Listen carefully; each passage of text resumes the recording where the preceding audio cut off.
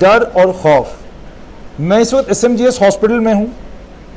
SMGS hospital के मैं patient care वाले ब्लॉक में नहीं बल्कि एडमिनिस्ट्रेटिव ब्लॉक में हूँ, लेकिन मैंने N95 मास्क भी पहन के रखा है और उसके ऊपर शील्ड भी पहन के रखी है।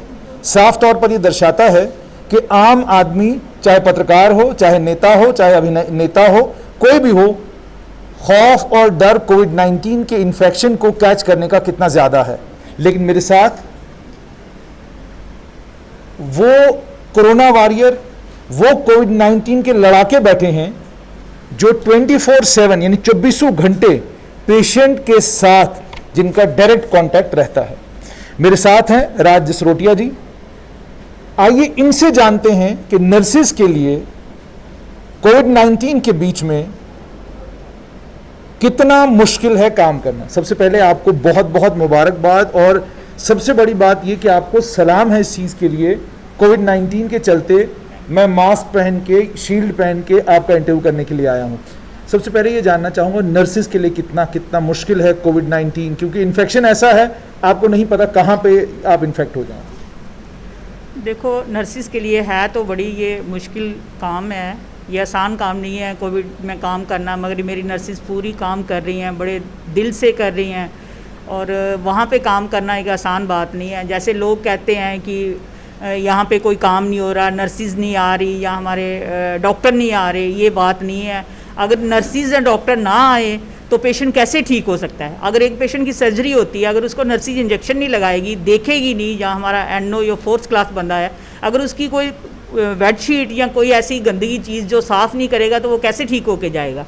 ये गलत है। हर कोई यही कहता है कि हॉस्पिटल में ये काम नहीं हो रहा, मगर मैं तो कहती हूँ बहुत अच्छा हो रहा है, और बड़े अच्छे तरीके से हमारी नर्सिस, हमारा जो भी स्टाफ है, बड़े अच्छे से काम कर रहा है, और मेरे को पूरा फ़ख्र है उन पे, और वो करते भी रहेंगे। जितनी देर ये लड़ाई चलती रहेगी वो लड़ते भी रहेंगे।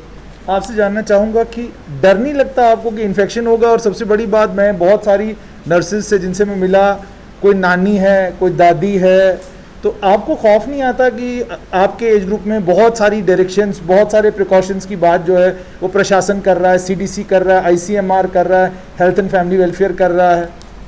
डर तो हमने निकाल ही दिया। जब इस डिपार्टमेंट में आए थे तब से ये डर निकाला हुआ है। तो अब तो ये तो बहुत ही अजीब सा दौर आ गया। कोई बात नहीं, डरने वाले हम लोग नहीं हैं, हम करते ही रहेंगे इस काम को, क्योंकि डर गए तो फिर तो हम ही डर जाएंगे। जब नर्सिस ही हमारी सारी डर जाएगी तो आगे हम कैसे, ये पेशेंट कैसे ठीक होंगे। डरने वाली तो बात है ही नहीं है। हम डर को तो निकाला हुआ है ना अपने मन से, जो होगा देखा जाएगा। हम लोग सुबह हम पत्रकार हैं, सुबह अखबार पढ़ते हैं या रात को जब फिगर देखते हैं कि आज जम्मू में कोविड-19 से 14 लोगों की मौत हो गई, तो एंग्जाइटी की एक टिक्की खाकर रात को नींद करते हैं। कोई बात नहीं, सुबह तक देखेंगे क्या होता है।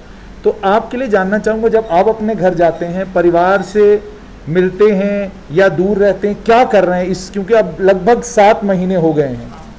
चलो, टैबलेट तो हम लोग कोई नहीं खाते, क्योंकि हमें तो भगवान ने टैबलेट ऐसी दी है कि हम जो भी ये काम है यहाँ पे ही छोड़ के जाते हैं। घर में जाए, नहाए धोए, अपना चेंज वगैरह किया और करते हैं। फीलिंग तो होती है, हमें भी तो फील होता है कि हमारे बच्चे छोटे हैं, बुजुर्ग हैं, कोई सास ससुर, कोई माँ, सब हैं, मगर करना क्या। अब ये हमारा नौकरी है, ये एक ऐसा डिपार्टमेंट है, भगवान ने हमें एक गिफ्ट दिया हुआ है कि हम मेडिकल में आए, या हर कोई मेडिकल में नहीं आ सकता। तो अगर भगवान ने हमें मेडिकल में डाला है तो हमें तो इसका फेस करना ही करना, चाहे जो मर्जी हो जाए। देखा जाएगा एंड क्या होगा।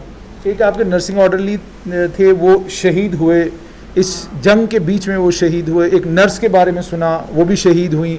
बड़ा अफसोस मुझे ये होता है कि बड़े गर्व के साथ जो है, बहुत सारे लोग ये नहीं कहते कि यार ये लोग शहीद हैं, नहीं लिखते हम लोग अपने अखबारों में फलां लोग जो हैं इनको मार्टिर। आपको नहीं लगता कि इनको मार्टिर लिखा जाना चाहिए, शहीद लिखा जाना चाहिए? आप कोविड-19 जहां पॉजिटिव पेशेंट्स हैं उनके वार्ड में जाते हैं, उनको दवाई दे रहे हैं, उनको इंजेक्शन दे रहे हैं, जिनको हाथ लगाने से उनके घर के परिवार के लोग डर रहे हैं। नहीं, ये तो शहीद में उनका नाम आना ही चाहिए। वो 31 ईयर का था लड़का जिसकी डेथ हुई है, तो समझ लो कि उसकी फैमिली कैसे होगी बेचारी, कैसा अपना टाइम निकाल रही होती। तो ये तो शहीदों में ही आए हैं, मैं तो इनको शहीदों में ही समझती हूँ, बाकी पब्लिक जो मर्जी समझे। अच्छा, एक आखिर में आपसे एक चीज़ जानना चाहूँगा।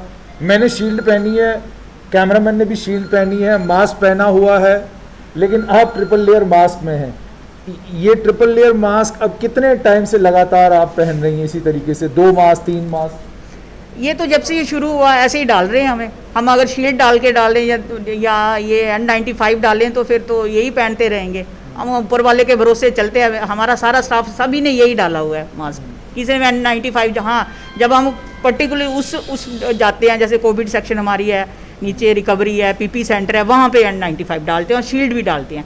ऐसे हम आम कॉमन नहीं डाल रहे हैं, कोई वार्ड में नहीं डालते हैं। यही सिंपल मास्क का में इशू हो रही है। अच्छा, प्रेग्नेंट लेडीज जो आती हैं इनका ज़रा इनकी परेशानी दुगनी होती है।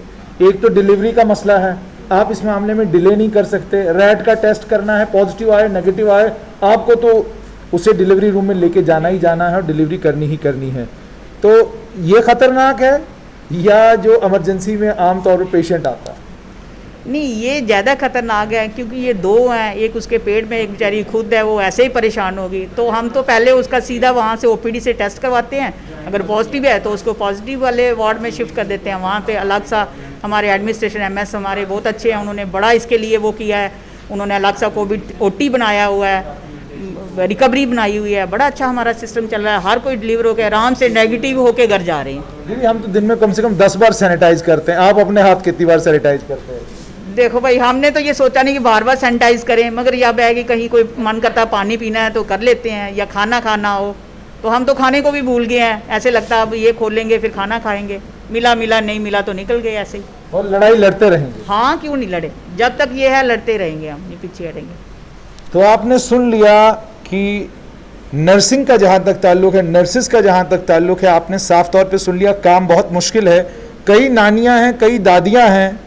Ministry of health and family welfare का प्रोटोकॉल कुछ कहता है, लेकिन चूंकि नर्सेज की शॉर्टेज है और बड़ी दिक्कतें एडमिनिस्ट्रेशन को है, जिनको दूर करने की कोशिश की जा रही है। मगर हिम्मत और हौसला क्या है वो आपको राज जसरोटिया जी की आवाज़ से पता चल गया होगा कि ना हिम्मत टूटी है ना हौसला टूटा है। और यकीन ये है कि कोविड की लड़ाई तब तक लड़ते रहेंगे जब तक हम जीत हासिल नहीं करते। यही हिम्मत और यही हौसला उन तमाम नर्सिस को, उन तमाम नर्सिंग ऑर्डरलीज को, फार्मासिस्टों को, पैरामेडिक्स को, यही हिम्मत और यही हौसला आप नौजवानों को दिखाना होगा। इस लड़ाई में तभी जाकर इस जंग को जीता जा सकता है। खौफ से अगर आप कोविड पेशेंटों से दूर रहेंगे, वार्ड में नहीं जाएंगे, राउंड नहीं करेंगे, यकीन जानिए फिर आपके नर्स होने का, फिर आपके पैरामेडिक होने का, फार्मासिस्ट होने का, NO होने का कोई फायदा नहीं। हौसला यहाँ से, हिम्मत यहाँ से लीजिए और इस जंग में, जैसे मैंने आपको कहा कि इस जंग में तन मन धन से शामिल होइए। जैसे इटली में हुआ, स्पेन में हुआ, हमारे मुल्क में भी हो रहा है। मुझे यकीन है ये वीडियो आपको इंस्पायर भी करेगी और ये यकीन भी दिलाएगी जम्मू कश्मीर के लोगों को कि इस कोविड की लड़ाई में नर्सेस फ्रंट लाइन वॉरियर्स के तौर पर काम कर रही हैं। और वो शहीद जो इस कोविड-19 की लड़ाई में शहीद हुए, उन्हें हमारा सलाम।